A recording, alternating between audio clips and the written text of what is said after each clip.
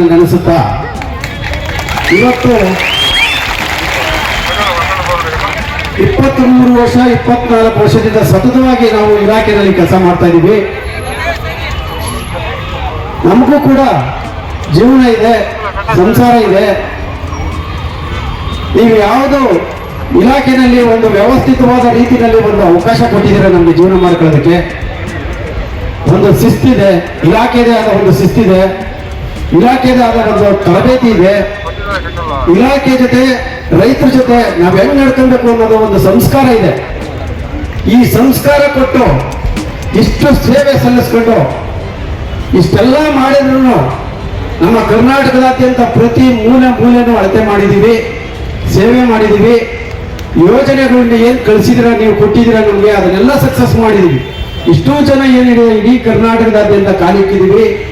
ಅದಕ್ಕೆಲ್ಲದಕ್ಕೂ ನಾವು ಕೇಳ್ತಾ ಇರೋದಂದ್ರೆ ಏನ್ ನಮಗೆ ಅವತ್ತು ನೀವು ಸರ್ಕಾರಿ ಭೂಮಾಪಕರಾಗಿ ಏನು ಕೆಲಸ ತಗೊಂಡಿದ್ರೆ ಇವತ್ತು ನಾವು ಯಾವ ಸ್ಥಿತಿಲಿ ಇರ್ತಾ ಇದ್ದೋ, ಆದ್ರೆ ಇವತ್ತು ನಮ್ಮ ಪರವಾನಗಿ ಭೂಮಾಪಕರಾಗಿ ಇವತ್ತು ಮಾಡಿ ನಮ್ಮನ್ನ ಜೀತದಾಳುಗಳಂತ ಏನ್ ಮಾಡಿದ್ದೀರಾ, ಈ ಜೀತ ಮುಕ್ತಿ ಮಾಡಿ ನಮಗೆ ಸಮಾನ ಕೆಲಸಕ್ಕೆ ಸಮಾನ ವೇತನ ಅಥವಾ ಒಂದು ಬಾರಿ ವಿಶೇಷ ನೇಮಕಾತಿ ಅಡಿಯಲ್ಲಿ ನಮ್ಮನ್ನ ಸಕ್ರಮವಾಗಿ ಮಾಡಿಕೊಳ್ಳಿ ಅಂತ ನಾವು ಸರ್ಕಾರಕ್ಕೆ ಬೇಡಿಕೆ ಇಟ್ಟಿದ್ದೀವಿ. ಆ ನಿಟ್ಟಿನಲ್ಲಿ ಸುಮಾರು ಸರಿ ನಾವು ಈ ಹೋರಾಟದ ಮುಖಾಂತರ ನಾವು ಬೇಡ್ಕಂತ ಬಂದಿದ್ದೀವಿ. ಯಾವುದೇ ನಾವು ವಿತರಿತವಾಗಿ ನಾವು ಯಾವುದು ಶಿಸ್ತು ಬಿಟ್ಟು ನಾವೇನು ಮಾಡಿಲ್ಲ. ಆದ್ರೂ ಕೂಡ ಎಲ್ಲೋ ನಮಗೆ ಮಲತಾಯಿ ದೋಣ ತರ ನಮಗೆ ಮೌಲ್ಯ ಏನಿಲ್ಲಿದೆ ಇದನ್ನ ಉಪಯೋಗ ಮಾಡಿಕೊಂಡು ನಮ್ಮ ರೈತರಿಗೆ ಅನುಕೂಲ ಮಾಡಿಕೊಡ್ರಿ ಅನ್ನೋದಕ್ಕಷ್ಟೇ ಹೋರಾಟ. ಈ ಹೋರಾಟದಲ್ಲಿ ನಾವಿನ್ನ ಏನು ಹೋರಾಟ ಮಾಡಕ್ ಶಕ್ತಿ ಇಲ್ಲ. ಯಾಕೆಂದ್ರೆ ಎಲ್ಲ ಶಕ್ತಿ ಕಳ್ಕೊಂಡಿದೀವಿ. ನಮ್ಗೆ ಅವತ್ತೊಂದು ದಿವಸ ನೀವು ಅಧಿಕಾರ ಕೊಟ್ಟಾಗ ಅವಕಾಶ ಕೊಟ್ಟಾಗ ನಮ್ಗೆ ಯೋಚನೆಗಳಿತ್ತು. ನಮ್ಗೆ ಕೊಟ್ಟ ಅವಕಾಶದಲ್ಲಿ ಏನೆಲ್ಲ ನಮಗೆ ಕೊಟ್ಟ ನಾಲೆಡ್ಜ್ ತರಬೇತಿ ಕೊಟ್ಟಿದ್ರೆ ಈ ತರಬೇತಿಗೆ ಉಪಯೋಗ ಮಾಡ್ಕೊಂಡು ನಾವು ರೈತರಿಗೆ ಏನು ಅದು ಮಾಡೋಣ ಇದು ಮಾಡೋಣ ರೀಸರ್ವೆ 20 ಲಕ್ಷ ಅರ್ಜಿಸ್ಟ್ ಹಾಕೊಂಡು ಬೇರೆ ಉದ್ಯೋಗ ಏನಾಗ್ತೇವೆ. ಇದು ಕಂದಾಯ ಮಂತ್ರಿ ಆಗಿದ್ದಾನೆ ಶ್ರೀಕೃಷ್ಣ ಯಾರೋ ನಮ್ಮ ಬೈರೇಗೌಡ ಸಾಹೇಬ್ರ ಇಡೀ ಬಹಳ ಜ್ಞಾನವಂತರ ಬಹಳಷ್ಟು ವಿಷಯಗಳನ್ನ ಕಂದಾಯ ಒಳಗೆ ಬದಲಾವಣೆ ಮಾಡ್ಲಿಕ್ಕೆ ಕೊಂಡ್ರು. ಈ ಸಣ್ಣ ಕೆಲಸ ಈ ಸರ್ವೇರ ಬೀದಿಗೆ ಬಂದರು, ಇದ್ರ ಲಕ್ಷಾಂತರ ಜನ ಬೀದಿಗೆ ಬರತ್ತರದ್ದು ಯಾಕೆ ಜ್ಞಾನ ಬರಲಿಲ್ಲ ನೋಡ್ರಿ. ಇವತ್ತು ನಾವೊಂದು ತೀರ್ಮಾನಕ್ಕೆ ಬಂದು ಕಮಿಷನರ್ ಸಾಹೇಬ್ರು ಬಂದಾರ. ಏನ ನೀವೇನು ನಿಮ್ಮ ಅಪ್ಪಗಳು ಮಾಡಿದ್ರೆ ರೊಕ್ಕ ಕೊಡತ್ತೀರಿ,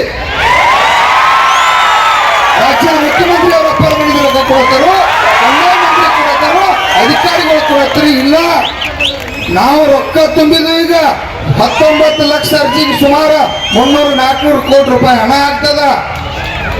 ಅದ್ರೊಳಗಿಂದ ಬರೀ ಇವರಿಗೆ ಒಂದು 200-300 ಕೋಟಿ ರೂಪಾಯಿ ಒಂದು 50-60 ಸಾವಿರ ಪಗಾರ ಮಾಡ್ರ. ಅಂದ್ರ ನೀವೇನಾದ್ರು ಸರ್ಕಾರ ವತಿಯಿಂದ ಕೊಡ್ರಿ, ಇವ್ರನ್ನ ಪೇಮೆಂಟ್ ಮಾಡ್ರಿ, ನಮ್ಮನ್ನ ವಸೂಲಿ ಮಾಡ್ತೀರಿ, ನಮ್ಮನ್ನ ಸುಲಿಗೆ ಮಾಡ್ತೀರಿ, ನಮ್ಮ ರೊಕ್ಕ ಇವ್ರು ಕೊಡುವಾರೆ.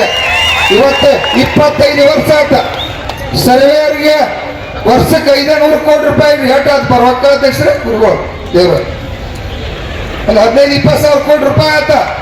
ಏನ್ ಮಾಡಿ ವರ್ಷಕ್ಕೆ ಭಾಳ ಅಂದ್ರ ನಮ್ಮ ಅಧ್ಯಕ್ಷ ಹೇಳ್ತಿದ್ದ, ರಾಜ್ಯಾಧ್ಯಕ್ಷ ವರ್ಷಕ್ಕೆ 5-7 ಕೋಟಿ ರೂಪಾಯಿ ಖರ್ಚದಾಗ ಇವ್ರನ್ನ ದಾಟಿಸ್ಬಿಡ್ತಾರ. ಉಳಿದಲ್ಲ ಏನ ನೋಡಿ. ಸಿದ್ದರಾಮಯ್ಯ ಸಾಹೇಬ್ರು ಕೂಡ ಇವರು ಹೋರಾಟಕ್ಕೆ ಭಾಗವಹಿಸಿ ನೀವ್ ಹೆದರ್ಬೇಡ್ರಿ, ಅವಾಗ 2 ಮಂತ್ರಿ ಇದ್ರು, ಇವ್ರನ್ನ ಕಾಯಂಗೊಳಿಸ್ರಿ, ಪಾಪ 20 ವರ್ಷದ ಹಗಲಿರಾತ್ರಿ ಇವರೆಲ್ಲ ಸೇವಾ ಮಾಡ್ಯಾರು ಅಂತ ಹೇಳಿ ಸಿದ್ದರಾಮಯ್ಯ ಅವರ ರಾಜ್ಯದ ಮುಖ್ಯಮಂತ್ರಿ ಇದ್ರಿಕ್ಕಿಲ್ಲ. ಅವಾಗ ಹೇಳಿ ಮುಖ್ಯಮಂತ್ರಿಯಾಗಿ 3 ವರ್ಷ ಮಕ್ಕೊಂದ್ರಿ.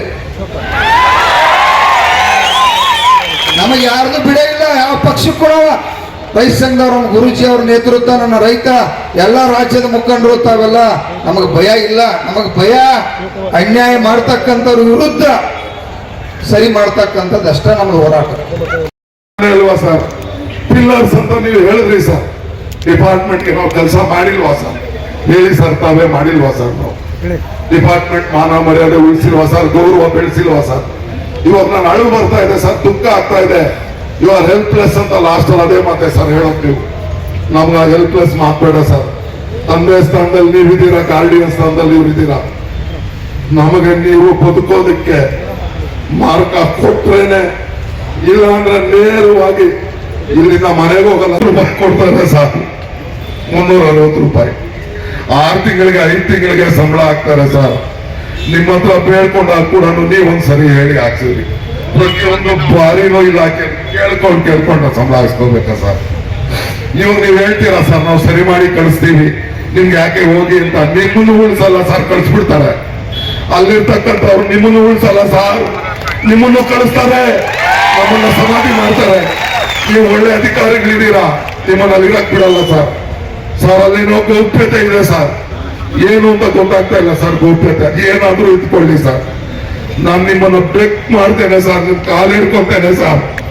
ದಯವಿಟ್ಟು ನೋಡಿ ಸರ್, ಇಲ್ಲಿ ನೋಡಿ ಸರ್, ಎಷ್ಟು ಜನ ಕಾಲಿನಿಂದ ಸುಮಾರು ಜನ ಇದ್ದಾರೆ ಸರ್. ಮೇನ್ ಹಾಕೊಂಡು ಸತ್ತೋಗಿದ್ದಾರೆ ಸರ್, ಅವಕಾಶ ಸತ್ತೋಗಿದ್ದಾರೆ ಸರ್. ಟ್ರೈನಿಂಗ್ ಮುಗಿಸೇ ಬರ್ಬೇಕು ಅಂತ ಇವರು ರೂಲ್ಸ್ ಅಲ್ಲಿ ನಮ್ಮನ್ನ ನೇಮಕಾತಿ ಮಾಡ್ಕೋಬೇಕಾದ್ರೆ 3 ತಿಂಗಳಿಂದ ಮೆಟರ್ನಿಟಿ ಲೀವ್ಗೆ ವಿತ್ ಸ್ಯಾಲರಿ ಡಿ ಗ್ರೂಪ್ ಹುದ್ದೆಗೂ ಕೂಡ ಸರ್ಕಾರದಿಂದ ಪ್ರೊವೈಡ್ ಮಾಡ್ತಾರೆ ಸರ್. ಅದ್ ಯಾವ್ದು ನಮ್ಗೆ ಇಲ್ಲ ಸರ್, ನಾವೆಲ್ಲ ಹೆಣ್ಮಕ್ಳಲ್ವಾ ಸರ್. ಅದ್ರಲ್ಲೂ ಕಾರ್ಡ್ಗೆಲ್ಲ ಒಂದು ಅವ್ರ ಹೆಣ್ಮಕ್ಳುಗಳನ್ನ ಹೊರಗಡೆ ಬಿಡದಂತೆ ತುಂಬಾ ಜೋಪಾನ ಮಾಡ್ಕೋತಾರೆ.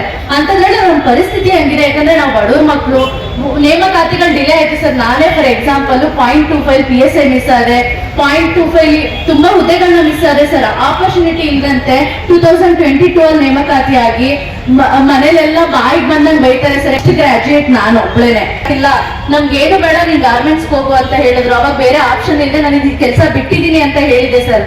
ಮತ್ತೆ ವಾಪಸ್ ಬಂದು ಇದೇ ಕೆಲ್ಸಕ್ಕೆ ಜಾಯ್ನ್ ಆದೆ. ಇಲ್ಲಿ ಯಾವುದೇ ಫೆಸಿಲಿಟೀಸ್ ಇಲ್ಲ. ಆಮೇಲೆ ಮುಟ್ಟಿನ ರಜಾ ಅಂತ ಇರುತ್ತೆ. ಹೆಣ್ಮಕ್ಳುಗಳಿಗೆ ಒಂದ್ ಪೀರಿಯಡ್ಸ್ ಆದ್ರೆ 5 days ಬ್ಲೀಡಿಂಗ್ ಆಗುತ್ತೆ. ಆಮೇಲೆ ವಾಕ್ ಮಾಡಕ್ ಆಗದೆ ಹೊಟ್ಟೆ ನೋವು ಕೂಡ ಕೆಲವ್ರಿಗೆ ಇದೆ ಸರ್. ಎಷ್ಟೋ ಹುಡುಗರಿಗೆ ಹೋಗಿ ನಮ್ಗೆ ಈ ತರ ಪ್ರಾಬ್ಲಮ್ ಇದೆ, ನಮ್ಮ ಅಜ್ಜಿ ನೀವು ಮಾಡ್ಕೊಡಿ ಅಂತ ಹೇಳಕ್ ಆಗಲ್ಲ. ಅದರಲ್ಲೂ ರೈತರುಗಳಿಗೆ, ಕೆಲವು ರೈತರುಗಳಿಗೆ ಗೊತ್ತಿಲ್ಲ ಸರ್. ನೀವೇ ಬರ್ಬೇಕು. ಅದ್ಬಸ್ತ್ಗಳಲ್ಲಿ ತುಂಬಾ ಸೂಕ್ಷ್ಮವಾದ ಅದ್ಬಸ್ತ್ಗಳಲ್ಲಿ ತುಂಬಾ ಜಗಳ. ನಮ್ಮ ಅಧ್ಯಕ್ಷರು ಮಾತಾಡತ್ತಾರ, ಬಿಡ್ರಿ ಬಿಡ್ರಿ ಬಿಡ್ರಿ ಬಿಡಗಿಲ್ ತಮ್ಮ ಇನ್ನೂ ಒಂದು ತಾಸು ಮಾತಾಡ್ತಾರ. ಹೋರಾಟ ಇಲ್ಲ, ಬಹಳ ಗಂಭೀರತೆ ಒಳಗಿರ್ತ ಸರ್. ಈಗ ಬಹಳ ಶಿಸ್ತಿದು. ನಮ್ಮದೇ ಆದಂತ ಒಂದು ತತ್ವ ಚಿಂತನೆ ಪದ್ಧತಿ ಇರ್ತದ. ಈ ರೈತ ಸಂಘದವ್ರು ಬಂದಾರ, ನಾಡಿನ ಮೂಲೆ ಮೂಲೆ ತಾಯಿದ್ರು ಬಂದಾರ. ಇವೆಲ್ಲ ಅಧಿಕಾರಿಗಳು ರೈತರ ಮಕ್ಕಳು ಅಂತೇಳಿ ನಾವು ಗೌರವ ಕೊಡ್ತಿರ್ತೀವಿ. ಒಂದು ಗಂಭೀರತೆ ಇರ್ಬೇಕು ಯಾವಾಗಲಿ. ಭೂಮಾಪಕರ ಸಂಘದ ಅಧ್ಯಕ್ಷರಾಗಿರ್ತಕ್ಕಂಥ ತಿರುಮಲಿಗೌಡರು ಏನ್ ಅಂಶಗಳನ್ನ ನೇರವಾಗಿ ಹೇಳ್ರಿ, ಸಮಾಧಾನ ಹೇಳ್ರಿ.